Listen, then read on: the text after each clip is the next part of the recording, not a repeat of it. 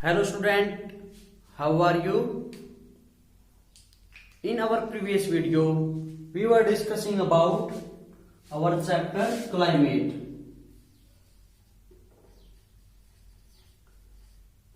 First, we were revision our previous chapter.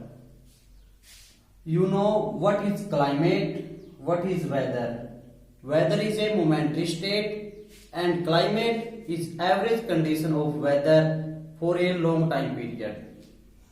And you also know about monsoon, what is monsoon, and in previous video we were discussing about factor affecting of Indian climate. वे कौन से factor हैं जो Indian climate को effect करते हैं? उनमें से first factor था रिलीफ एंड लोकेशन का। रिलीफ एंड लोकेशन का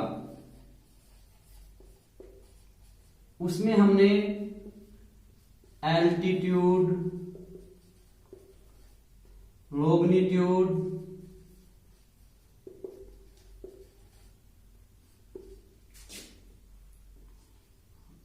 altitude, longitude, Himalaya, effect of Himalayas और distance from C,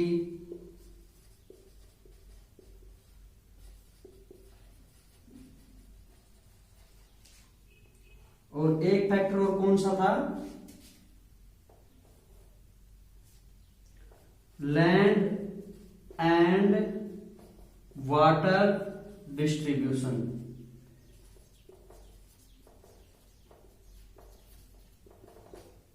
relief and location के ये मेनली 4-5 फैक्टर थे और इसमें सेकंड कौन सा है? ये हो गया हमारा फर्स्ट के 4 पार्ट थे और इसमें सेकंड था wind, air pressure and wind. ये किस प्रकार हमारे इंडिया के क्लाइमेट को इफेक्ट करता है, इसके बारे में हम आज डिस्कस करेंगे। ये सारे फैक्टर थे इंडिया के क्लाइमेट को जो इफेक्ट करते हैं। इसको 2 पार्ट में डिवाइड किया गया है, relief and location, air pressure and wind. Relief and location के 5 पार्ट आ गए और एयर प्रेशर के 3 पार्ट हैं, इसके बारे में हम अभी बात करेंगे।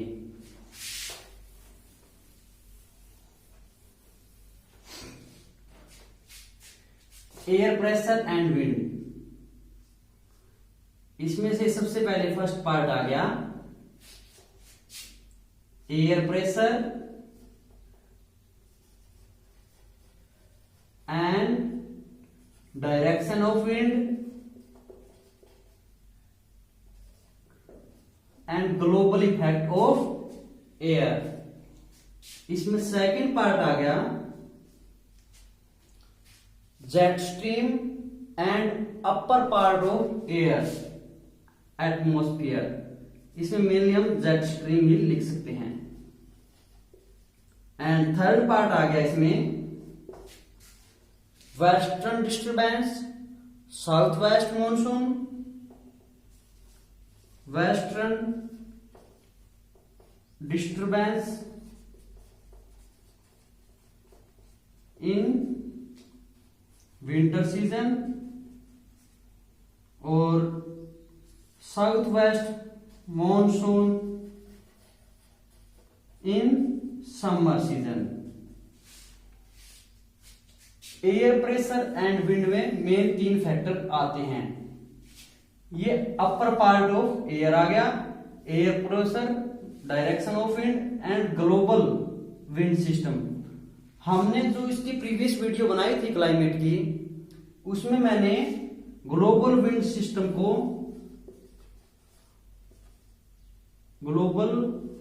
सिस्टम को अच्छी तरह से डिस्क्राइब किया था। उसमें हमने बताया था प्लैनेटरी विंड कौन सी होती है, ट्रेड विंड कौन सी होती है, मॉनसूनी विंड कौन सी होती है, लोकल विंड कौन सी होती है। प्रीवियस वीडियो में आप जाके देख सकते हैं ग्लोबल विंड सिस्टम के बारे में हमने कैसे बताया था। और बात करते हैं हम मैकेनिज्म ऑफ वेदर की इन winter season.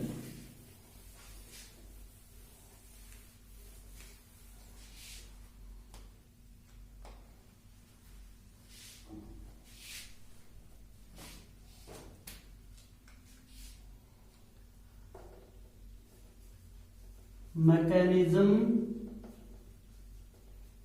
of weather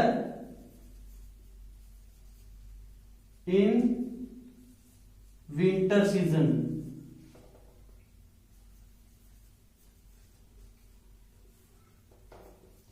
winter season में इंडिया के मॉनसून का मैकेनिज्म कैसे होता है। मैंने जनरली आपको बताया था, आपको फ्री हैंड मैप बनाना है। आप एक दो बार में इसको अच्छी तरह से सीख जाओगे। और जब हमारे इंडिया में विंटर होती है, ये होगी हमारी Tropic of Cancer 23.5 degree north, ये होगी हमारी 0 डिग्री।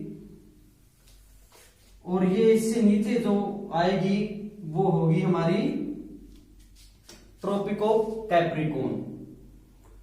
तो in the winter season sun rays fall in tropic of Capricorn, mean 23.5 degree south में सूर्य की रेज प्रॉपरली गिरेगी और इंडिया में उस टाइम विंटर होगी। तो यहां पे क्या होगा, टेम्परेचर लो हो जाएगा और प्रेशर हाई हो जाएगा। प्रेशर हाई होने के कारण विंड हमेशा हाई प्रेशर से लो प्रेशर की ओर चलती है और ये विंड लैंड से बाहर की तरफ जाने लगेगी। ये कैसे होगा कि जो इंडिया का एशिया के ऊपर, यहां पे तिब्बत है, तिब्बत के ऊपर पूरा एक low pressure high pressure generate हो जाएगा और इसी से विंड बाहर की ओर फ्लो करने लगेगी। मेन तौर पे इसमें यही है mechanism of weather in winter season. इसमें विंड बाहर की ओर प्रयोग करने लगेगी और ये ड्राई विंड होगी। इसमें सेकंड पार्ट है jet stream.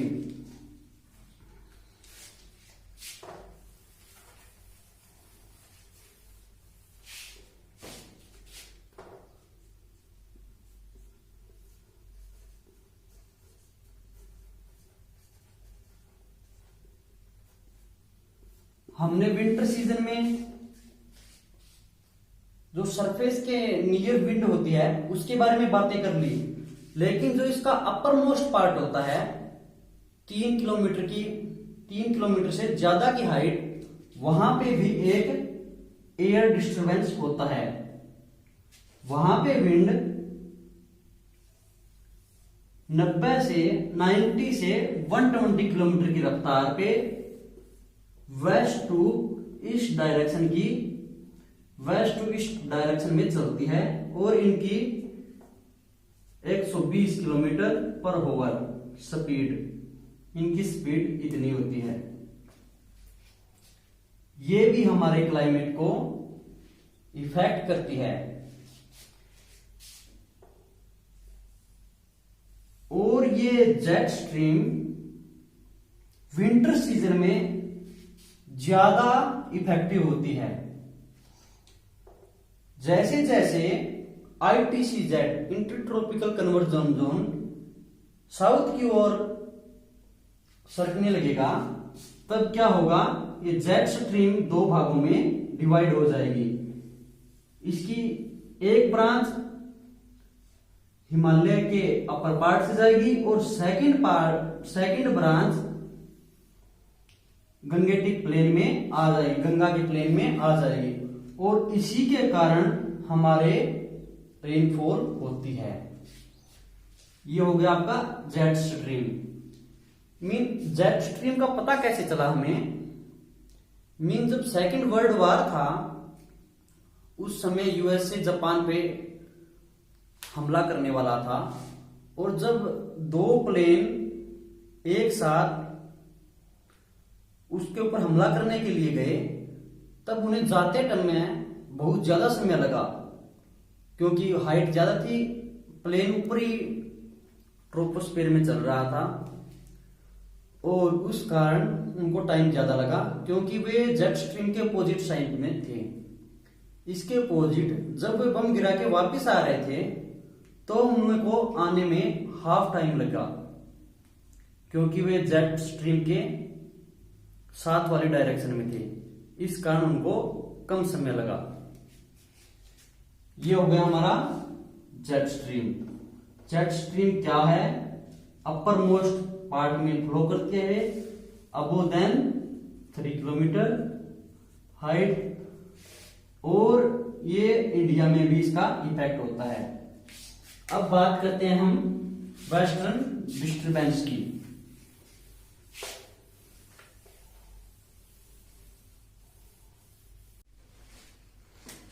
And now we were discussing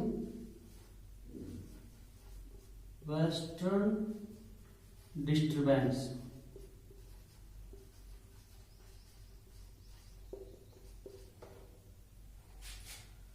Western disturbance in winter season. You know where is Mediterranean Sea and Room Sea? आपको सबसे पहले एक वर्ल्ड का मैप लिया के रखना होगा। उसके अंदर आपको ये चीजें सर्च मारनी पड़ेगी, देखनी पड़ेगी ध्यान से कि मेडिटेरियन सी कहाँ पे है, ब्लैक सी कहाँ पे है, अरल सी कहाँ पे है। इन सब की आपको लोकेशन पता होगी, तभी आप अच्छे से ज्योग्राफी पढ़ सकेंगे। मेडिटेरियन सी मैं आपको थोड़ा मैप बना के दिखा सकता हूँ। एक मैप बनाने का प्रयास करता हूँ मैं ऐसे ही। ये हो गया हमारा इंडिया, ये अफ्रीका, अफ्रीका से इस तरफ ये हमारा इटली आ गया, इटली, और ये ऐसे करके यहाँ पे जो सागर बनता है मेडिटेरियन सी, इसी को बोलते हैं। यहीं से विंड स्टार्ट होके इस साइड में वेस्ट टू ईस्ट में फ्लो करती है,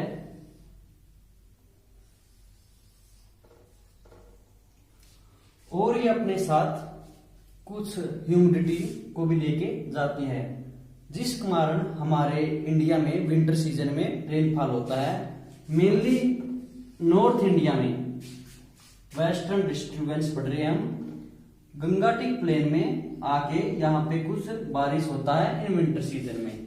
ये सब होता है वेस्टर्न डिस्टर्बेंस के कारण।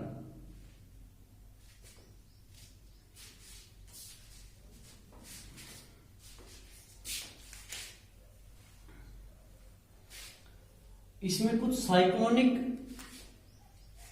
डिस्टर्बेंस भी होता है, इसमें कुछ ट्रॉपिकल साइक्लोन भी आते हैं। बे ऑफ बंगाल, ये होगी बे ऑफ बंगाल, ये हो गया हमारा Arabian Sea. Bay of Bengal में यहां से साइक्लोन जनरेट, ट्रॉपिकल साइक्लोन बनते हैं, और आंध्र प्रदेश, उड़ीसा, तमिलनाडु के तट पे साइक्लोनिक डिस्टर्बेंस होता है, और यहाँ पे रेनफॉल, तूफान जैसी स्थिति आती है। And now we were discussing about mechanism in summer season.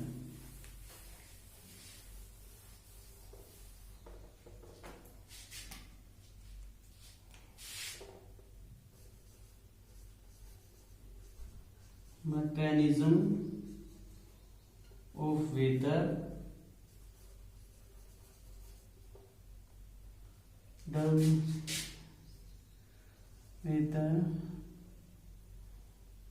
In summer season.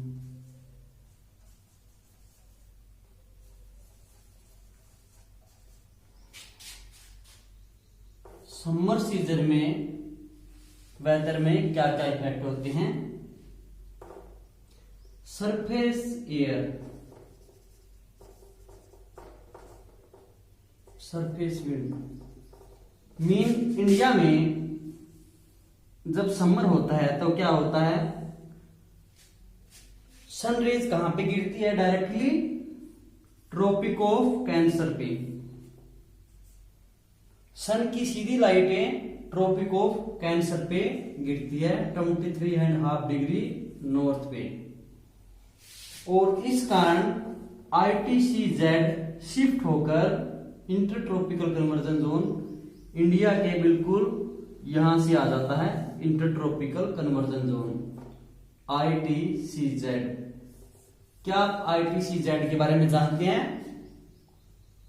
ITCZ mean यहां पे ट्रेड विंड एक दूसरे में कॉन्वेंस हो जाती है।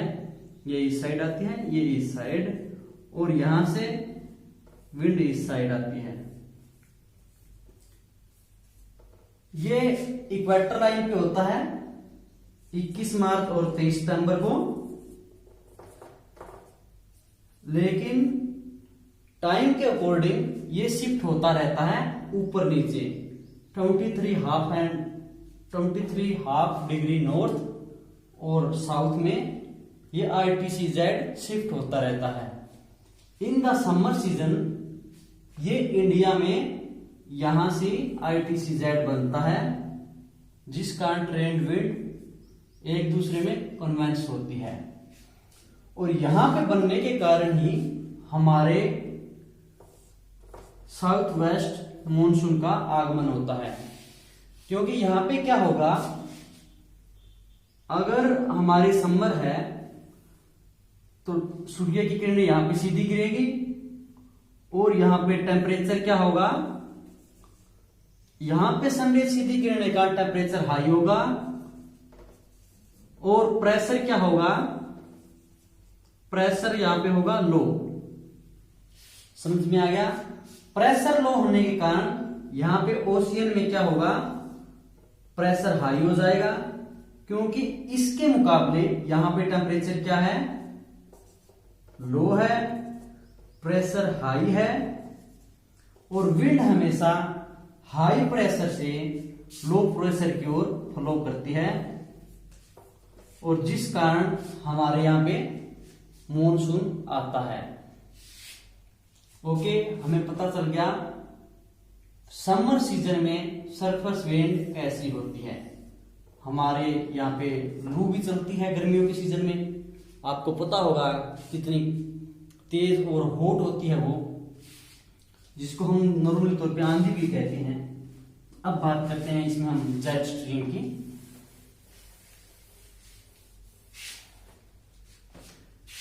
विंटर सीजन में जेट स्ट्रीम कौन सी होती है?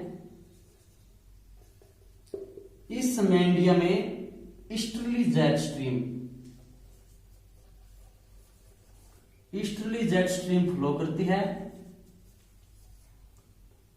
उनकी स्पीड 90 किलोमीटर पर आवर की होती है, और वे कौन से स्थान पे, वे 20 से 25 डिग्री नॉर्थ के बीच में फ्लो करती है, नॉर्थ लैटिट्यूड के बीच में। समर सीजन में जेट स्ट्रीम का इतना इफेक्ट नहीं होता, और ये ऐसे ही फ्लो करती है। इससे अगला पार्ट कौन सा होगा इसमें? Cyclone, cyclonic disturbance in summer season.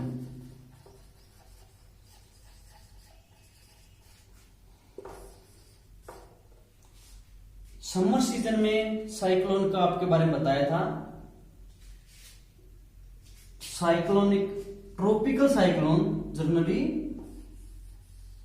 Bay of Bengal में जनरेट होते हैं, और वे तमिलनाडु, आंध्र प्रदेश और अन्य स्टेट में आके स्ट्राइक करते हैं और इन्हीं के कारण भारी रेनफॉल इंडिया में होता है। ये हो गया हमारा साइक्लोनिक डिस्टरबेंस। हमने mechanism of weather in winter season के बारे में, विंटर सीजन में और समर सीजन में दोनों के मैकेनिज्म के बारे में हमने बात कर ली। अब हम बात करेंगे मॉनसून के बारे में। इसमें एक दो फैक्टर और भी होते हैं जो हमारे इंडिया के क्लाइमेट को इफेक्ट करते हैं। वो कौन से हैं अभी हम बात करेंगे उनके बारे में। आपने ओशियन करंट के बारे में सुना होगा। ओशियन करंट, ला नीना, एल नीना, हमने प्रीवियस वीडियो में भी इसके बारे में बात की थी। ला नीना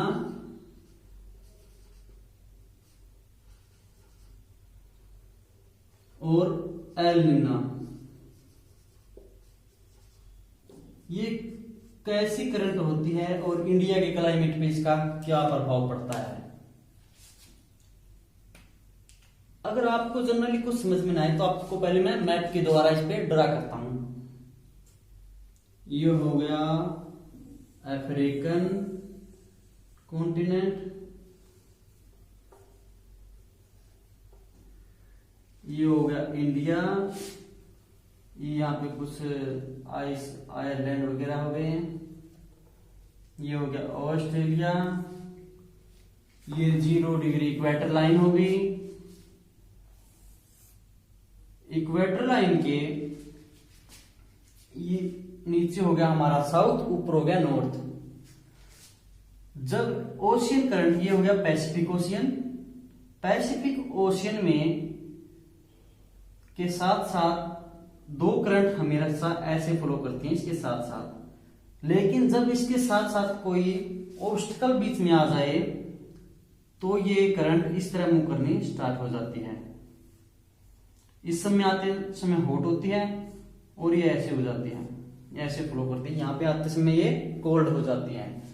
लेकिन समटाइम ऐसा हैपन होता है कि करंट्स बिल्कुल एक छोटे सर्कल में फ्लो करना स्टार्ट कर देती हैं, जिस कारण ये बार बार फ्लो करते समय यहाँ का टेम्परेचर हाई हो जाता है। इसका टेम्परेचर हाई हो गया तो प्रेशर लो हो गया। अगर इसका प्रेशर यहाँ पे वाटर का लो हो जाता है तो जहां पे हमारे साउथ वेस्ट मॉनसून आने वाली होती है, यहां पे पहले से ही लो प्रेशर होता है और यहां पे हाई प्रेशर होता है। ये विंड यहां जाने की बजाय ये थोड़ी इस तरफ मुड़ जाती है और इस लो प्रेशर को फिल करने लग जाती है।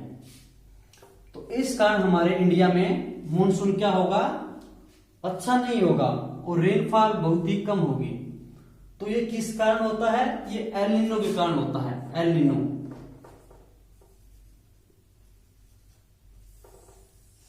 जब एल नीनो सक्रिय होती है तब हमारे इंडिया में सूखा पड़ने के चांस बहुत ज्यादा हो जाते हैं। एल नीनो आपको समझ में आ गया हमारे इंडिया के वेदर को कैसे इफेक्ट करती है। इसके अपोजिट में अगर ला नीनो एक्टिव हो तो क्या होगा, यहां पे ये पैसिफिक ओशियन की बातें हैं जो हम बता रहे हैं, इसमें भी सेम ऐसे ही होगा। अगर इक्वेटर लाइन के इस साइड में यहां पे सेम ऐसे करंट फ्लो करना स्टार्ट कर दे और एक सर्कल में फ्लो करे, जिस कारण यहां का टेम्परेचर लो हो जाए, तो क्या होगा, ये विंड और फास्टली इस साइड चलेंगी और फास्टली इस साइड। इस कारण इंडिया में मॉनसून अधिक अच्छा आएगा और इंडिया में रेनफॉल अधिक होगी। लेकिन रेनफॉल अधिक होने के कारण भी कई नुकसानदायक होता है काम। बाढ़ें अधिक आती हैं, फ्लड आती है, बिहार में तो मेनली आती रहती हैं। मीन ज्यादा रेनफॉल भी नुकसानदायक है और कम रेनफॉल भी। एल नीनो एक डिकेड में 10 साल में 2 या 3 बार आती है और ला नीनो 10 ईयर में एक या दो बार आती हैं। ये फैक्टर हैं जो मेनली इंडिया के क्लाइमेट को इफेक्ट करते हैं। एल नीनो और ला नीनो के बारे में भी आपको पता चल गया, ये किस तरह इंडिया के क्लाइमेट को इफेक्ट करती हैं। हम अपने नेक्स्ट लेक्चर में मॉनसून के बारे में पढ़ेंगे कि मॉनसून क्या है, इसका नेचर कैसा है, ये इंडिया में कब आता है, कब जाता है, इस सब के बारे में हम डिस्कशन नेक्स्ट वीडियो में करेंगे। Okay student, thanks.